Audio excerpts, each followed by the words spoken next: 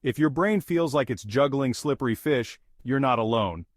Let's make sense of grasp together. Hey there, learners. Today, we're diving into the word grasp. It means two things: holding on to something physically and understanding something mentally. Think about grabbing your favorite toy. You hold it tight so it doesn't fall. That's a physical grasp. Now imagine trying to grab the handlebars when you first learned to ride a bike. If you don't hold on tight, you might wobble and fall. But what about understanding? Picture trying to grasp a slippery fish. At first it slips away, but with practice you get better at holding on to it. That's like learning a new word or a tricky math problem.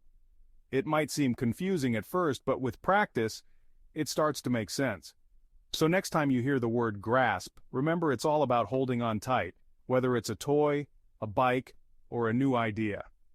Don't forget to like and subscribe for more fun learning tips.